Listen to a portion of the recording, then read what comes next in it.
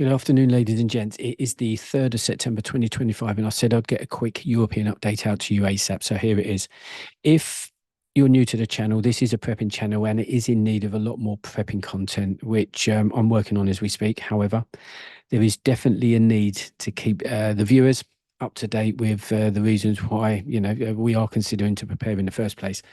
If you're like me and you're living in the UK, you'll know, or hopefully know, and be aware of the war in Ukraine.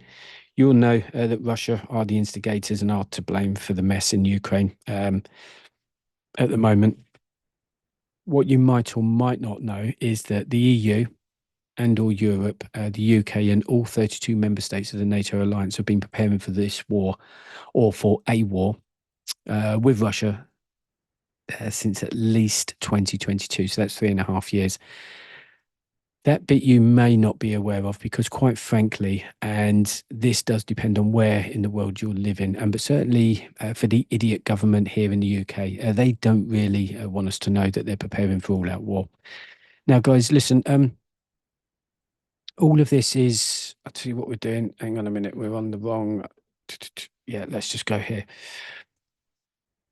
For me, all of this is creeping up a little bit too quickly. I'd rather it wasn't, creeping up at all, to be honest with you. But right now, I just don't feel ready. Honestly, I'm going into sort of urgency mode to ensure that we have, for me and my family. So when I say we, that's me and the family of five here. Me and the family here. We have the very basics in place by Christmas at the latest.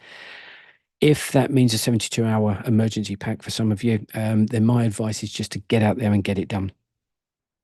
If the money isn't there for a full-blown 72-hour emergency pack for each member of your family, then please just make sure that you have a plan in place to make sure that you aren't caught out if, let's say, there's no water coming out of the taps.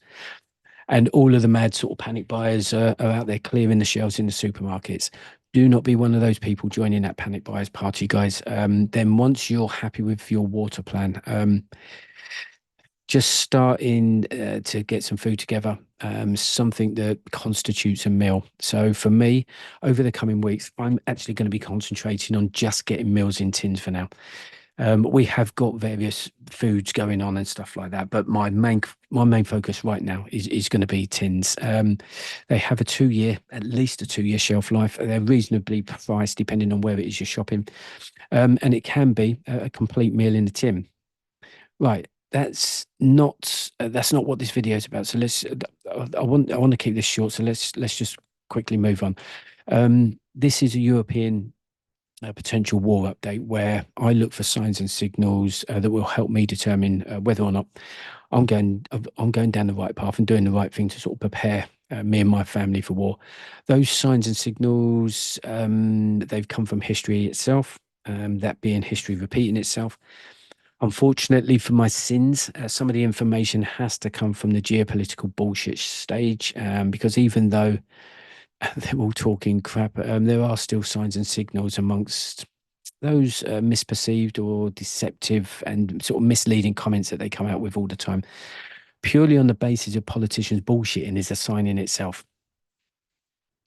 What I'm going to say is just a couple of events that have happened over the last week, the last few days, further supporting the shit show that's unfolding or seem to be unfolding at the moment that nobody seems to be aware of.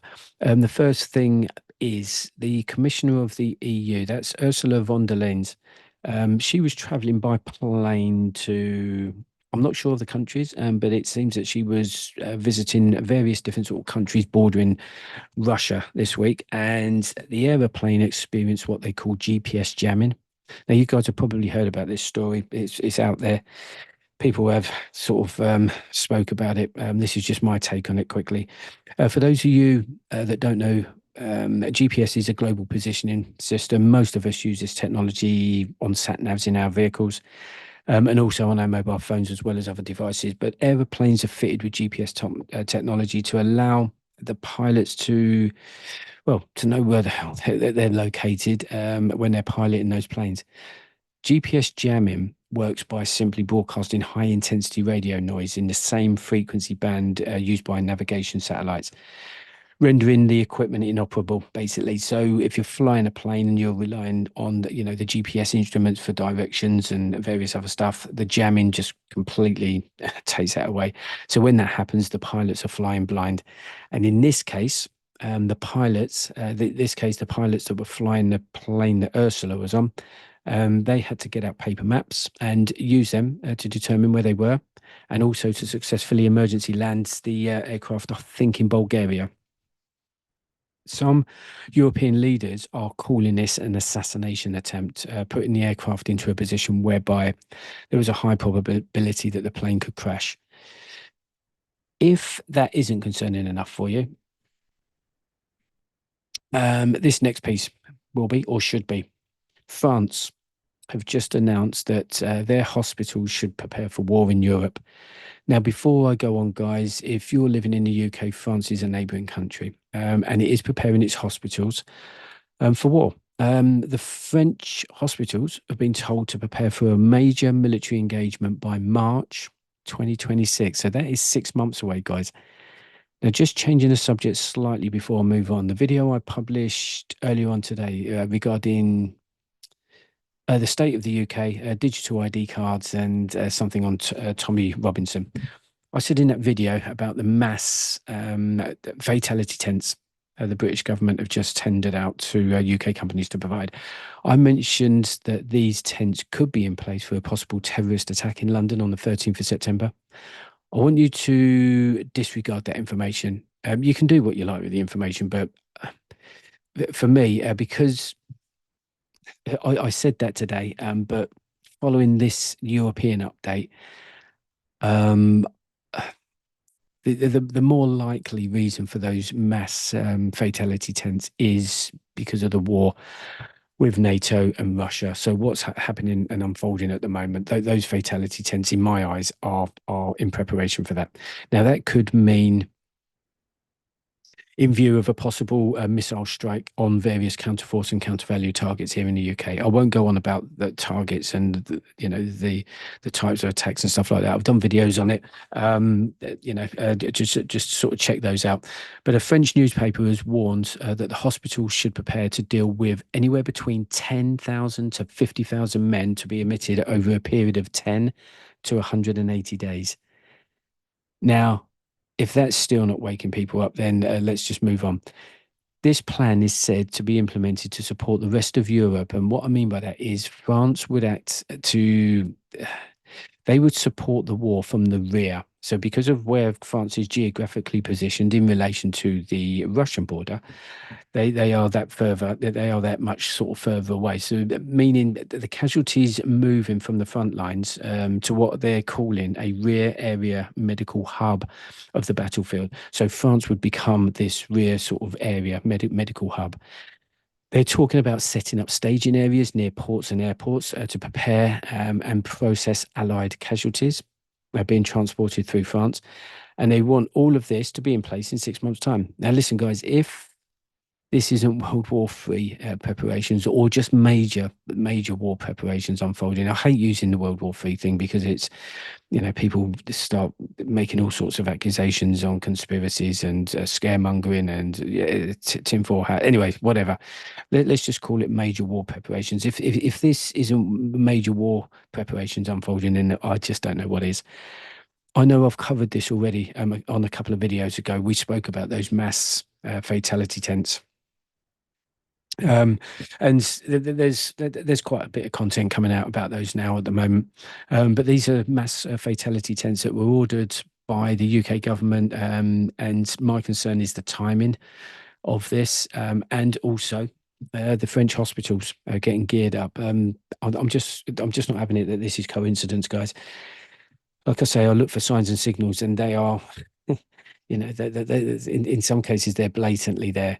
I'm not going to go into too much detail regarding these tents again, but I'll urge you to just go and watch the video. It was a couple of videos ago, so you won't have to look far for it. Without getting too involved in the other UK news, We have heard today, or was it yesterday? Oh, I can't remember. I don't even know what day it is today. That Jaguar Land Rover had been hit with a big cyber attack, seriously affecting their manufacturing plants. I've worked in IT for 25 years, and I just can't get my head around why a company that has had an annual turnover of 29 billion for the last financial year are still able to get hacked. How is that even possible? Well, it so happens that I've worked for that company some years back, and from them across their manufacturing environments, this is when I was there. Their IT systems are, let's say, a little bit outdated compared to, let's say, the IT endpoints implemented in the corporate offices. These are systems. They're frequently hosting manufacturing software hosted on older operating systems and hardware, and with that, it's just out of date. Unfortunately, they were the systems that they pretty much got forgotten about. The dust and the dirt sort of covered PCs sat under tables somewhere, doing some basic functions. But unfortunately, it's those systems that are the vulnerabilities to wannabe sort of hackers. However, these aren't just wannabe hackers, guys. It is the same hackers responsible for hacking Marks and Spencers. It's it's two hacking groups that seem to have come together. I think they call it collaborating. Um, that being a group called Scattered Spider and another called Shiny Hunters. They were able to exploit a flaw in the car makers' IT systems, which is, no doubt easier to exploit on the shop floor, somewhere in a warehouse or manufacturing plant for Jaguar Land Rover, as opposed to a corporate office in the centre of London. These hackers have exploited many large corporations to include AT&T, Microsoft of all people. They've hacked into Pluto TV, Santander, the bank that is. We've got Ticketmaster, Animal Jam, and even Google. And on top of that, they've hacked into MGM. Is it MGM and Caesar's internal systems through the use of social engineering? That was better known as the casino hacks. What is frustrating about these two groups is that neither Russia, China, North Korea, nor Middle East, Eastern people are responsible for for these hacks. In fact, the two groups are made up of teenagers and young adults from the US, the UK, and France. However, this doesn't mean that they're not being funded by, any of those adversaries. I'm going to flip flop across quickly, just as I finish another 30 seconds, guys, and then I'll let you get on. This is a different subject, slightly different. Same subject, but well, yeah. Anyway, it doesn't matter. Russian missiles last week hitting and destroying a British council building in Kiev. That's in Ukraine. That was a few days ago, along with other NATO government buildings. We've also seen Russian drones flying into Polish, German, and Lithuanian airspace. So these are all, quite honestly, they're acts of provocation by Russia. And that's it. That's about it. Nothing else on that European front. Well, there's a lot happening across Europe, guys, but these are the points that are more important this week because we're talking about events closer to home, home being the UK. For me, that is.